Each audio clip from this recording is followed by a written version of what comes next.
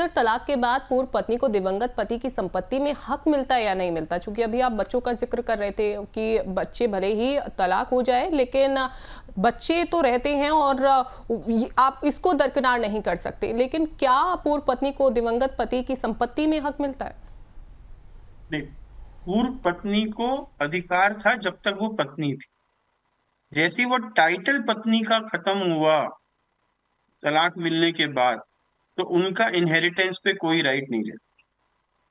Right? तो पूर्व पत्नी का अपने एक्स हस्बैंड की संपत्ति पर कोई अधिकार नहीं रहता अगर वो बिना विल बनाए या विल में उनका नाम ना डाले तो इनटेस्टेट डेथ में, विदाउट विल डेथ में एक्स वाइफ का कोई अधिकार नहीं रहता। हाँ, बच्चों का रहता है अगर उनके पिता ये व्यक्ति ही था जिसकी डेथ हुई। बिल्कुल। तो अगर आप भी कोई भी सवाल देखिए आपके मन में है, आप कोई सवाल अपना पूछना चाहते हैं, तो आप YouTube पर जाकर कमेंट सेक्शन में आप अपना सवाल पूछ सकते हैं। और साथ ही देखिए डिस्क्रिप्शन में डॉक्टर दीपक जैन का जो नंबर है वो भी मेंशन किया हुआ है, आप डायरेक्ट सवाल पूछ सकते हैं। एक बार आप जान लीजिए सवाल पूछने का जो तरीका है वो क्या है। स्टेट आपको लिखना है, व्हाट्सएप करना है 9354027995। इस पर आपको व्हाट्सएप करना है, अपना सवाल पूछना है। इसके अलावा YouTube के जरिए, जैसा कि हमने पहले भी बताया कि YouTube के जरिए डिस्क्रिप्शन में जो शो है उसी के डिस्क्रिप्शन में हमने नंबर भी मेंशन किया हुआ है डॉक्टर दीपक जैन का। आप डायरेक्ट उनसे संपर्क कर सकते हैं, अपना सवाल पूछ सकते हैं। इसके अलावा और भी प्लेटफॉर्म है द बोनस के, फेसबुक और एक्स हैंडल पर भी सवाल पूछ सकते हैं। सर, चर्चा को आगे बढ़ाते हैं। अगला सवाल मेरा रहेगा कि तलाक के बाद व्यक्ति कितनी बार शादी कर सकता है, कानून क्या कहता है? तो तलाक के बाद नंबर ऑफ मैरिजेस पे तो कोई रोक नहीं है, पर एक बार में आपकी केवल एक ही पत्नी हो सकती है। राइट? तो आप कितनी बार भी शादी करें, पर एक बार में एक से ज्यादा पत्नी से आपका विवाह वैध नहीं होता। तो आप पहली से आपने शादी करी, उससे तलाक हुआ, आपने दूसरी करी, उससे तलाक हुआ, ऐसे करके आप कितनी भी सीरीज, उस पर कोई बार नहीं है। बिल्कुल। तो कितनी भी शादी आप कर सकते हैं, लेकिन आपको ये ध्यान रखना होगा कि आपको पहली पत्नी से तलाक हो जाए, उसी के बाद आप रीमैरिज कर सकते हैं। हिंदू धर्म में सौतेले और जैविक बच्चों के अधिकारों में सर क्या कोई अंतर है? तो अगर आपके बच्चे स्टेप चिल्ड्रन हैं, सौतेले बच्चे हैं, उनका आपकी संपत्ति पर कोई अधिकार नहीं है। हिंदू एक्ट में step children have no rights over the property of step mother और फादर। राइट? तो जब आपने शादी करी उस टाइम जो आपके पार्टनर अब जो नए बने, उनके एग्जिस्टिंग बच्चे हैं, उनका आपकी संपत्ति पे कोई राइट नहीं होगा। उनका राइट केवल अपने पेरेंट्स की संपत्ति पे। बिल्कुल। लेकिन सर, अभी ये जो मामला चल रहा है करिश्मा कपूर का, और काफ़ी ज़्यादा डिस्प्यूट हम इसमें देख रहे हैं। वैसे तो भले ही ये मामला अभी अदालत में हो, लेकिन आपके अनुभव के आधार पर क्या करिश्मा कपूर के बच्चों को संजय कपूर की संपत्ति में हिस्सा मिलेगा?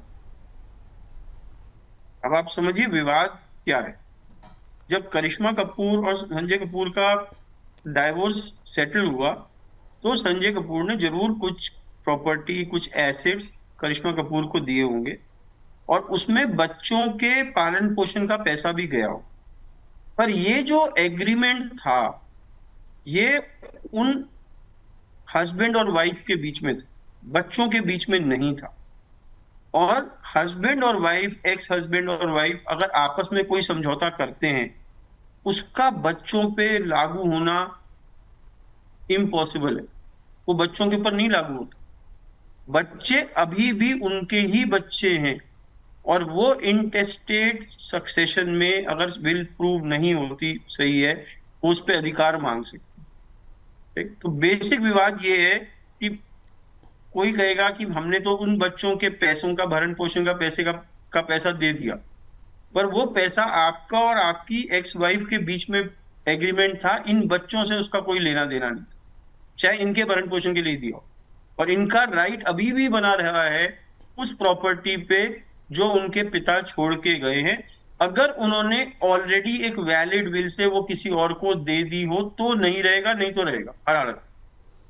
लेकिन सर जो करिश्मा कपूर के बच्चे हैं उन्होंने प्रिया के पास मौजूद वसीयत को फर्जी बताया है, जो कि जो प्रिया हैं वो जो दावा कर रही हैं उसको अब जो बच्चे हैं वो फर्जी बता रहे हैं। अगर वसीयत पर विवाद हो जाए तो ऐसे में समाधान कैसे निकलता है, इसको किस तरीके से देखें? तो अगर वसीयत को चैलेंज किया गया है तो प्रूव करना पड़ेगा ये वसीयत ठीक से बनी है। अब इसमें बहुत इंपॉर्टेंट रोल विटनेस का हो जाता है, गवाह का, राइट। तो लॉ कहता है, जो इंडियन एविडेंस एक्ट है वो कहता है कि इन दो गवाहों में से कम एक गवाह को इन पर्सन कोर्ट में जाके कहना पड़ेगा, I saw him signing the will, मैंने उनको हस्ताक्षर करते हुए देखा, राइट। ये इसके बिना विल प्रूव नहीं हो सकती। फिर कोर्ट वो सर्कमस्टांसेस देखेगा जिसमें ये विल क्रिएट की गई। अगर वो अननेचुरल सर्कमस्टांसेस हैं तो शायद विल को ना माने दें।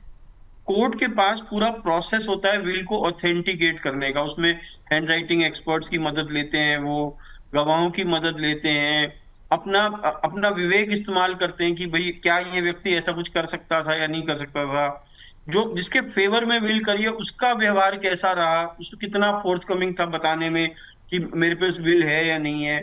तो इस केस में शायद विल को रिवील करने में डिले हुआ है, राइट। मतलब कई महीने तक विल पता ही नहीं विल है या नहीं। तो जब उनसे पूछा गया था उनकी करंट वाइफ से कि क्या विल है, तो शुरू में उन्होंने नहीं बताया। बाद में जब विवाद उत्पन्न हुआ तो ये विल एकदम से प्रोड्यूस हुई, ऐसा कहना है करिश्मा कपूर के बच्चों का।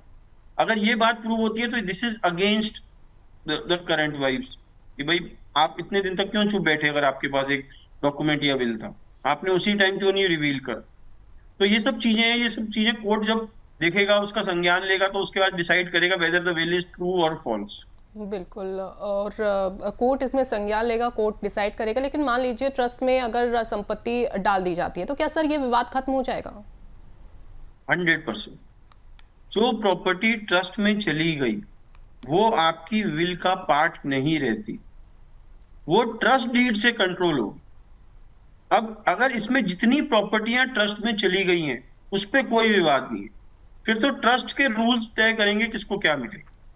पर जो संपत्ति ट्रस्ट में नहीं गई वो दो तरीके से डिस्ट्रीब्यूट हो सकती है, या तो विल या विल के ना रहने पर as per the succession law. अब अगर मैं प्रूव कर देता हूं विल नहीं ठीक है तो ये संपत्ति बिना विल की हो जाएगी। बिना विल की संपत्ति में एक हिंदू पुरुष के लीगल हेयर्स कौन होते हैं? उसकी मदर, उसकी वाइफ, करंट वाइफ, और उसके सारे बच्चे, चाहे वो प्रीवियस वाइफ से है, करंट वाइफ से, अगर वो बायोलॉजिकल फादर है या अडॉप्ट किया हुआ कोई बच्चा, वो सारे उसके कानूनी रूप से उत्तराधिकारी हैं।